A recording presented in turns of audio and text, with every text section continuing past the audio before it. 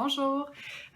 Aujourd'hui, j'ai décidé de poursuivre via la dernière capsule que je vous ai faite, qui était la séquence attachement, où l'enfant, lorsqu'il vivait un stress, avait besoin d'utiliser un de ses comportements attachement pour se rapprocher de sa figure d'attachement afin que celle-ci l'aide en trouvant une réponse, pour qu'ensuite de ça, l'enfant puisse être apaisé, sourire et ensuite retourner à l'exploration, coopération, créativité.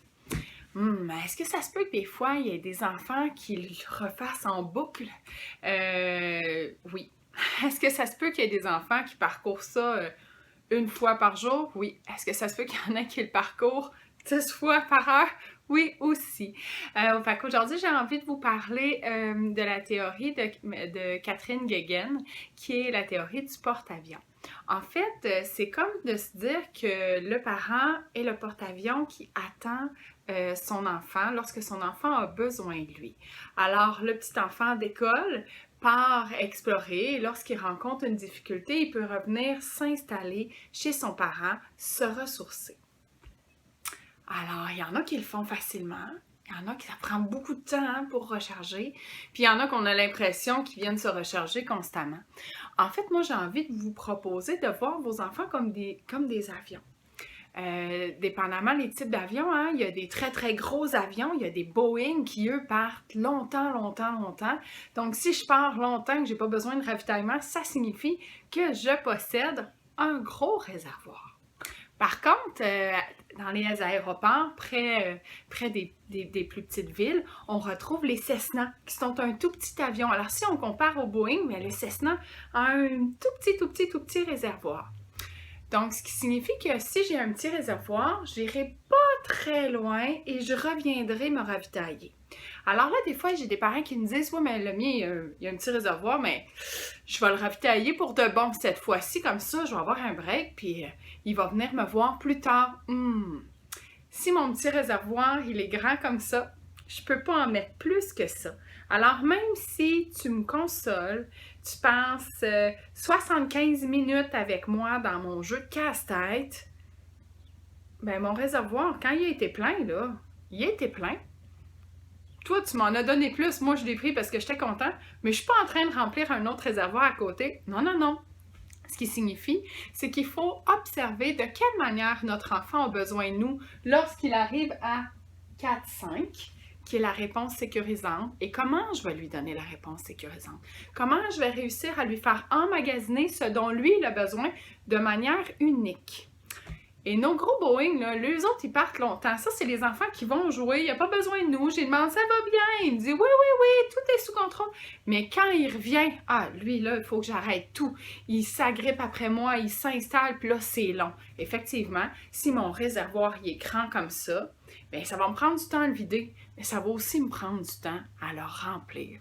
Donc, j'ai envie de vous proposer cette semaine d'observer l'unicité de vos enfants.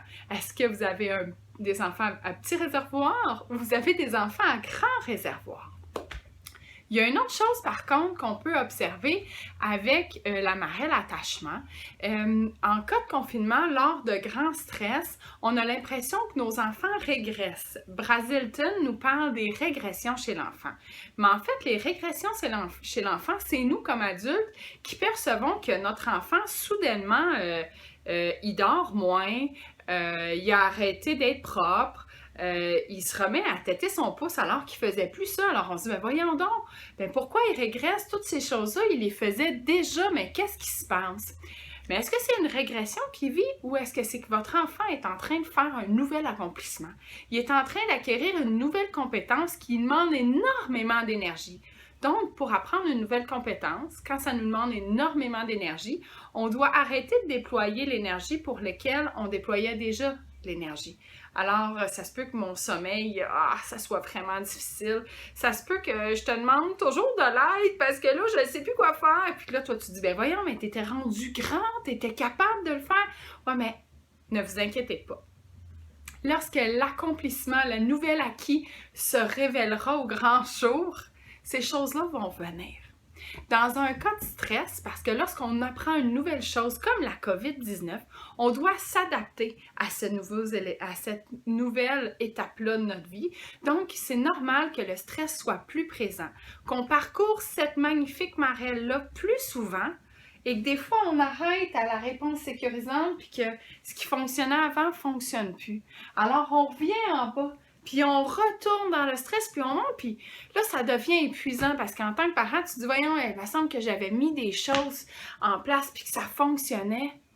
C'est juste que votre enfant, en ce moment, il a besoin de quelque chose de différent, d'un coup de main, d'un accompagnement, un petit peu de se réinventer, de se dire, OK, là, ça, hier, mon enfant, il était comme ça. Aujourd'hui, si je prenais une photo, si je prenais un Polaroid, il serait comment? Il me dirait quoi?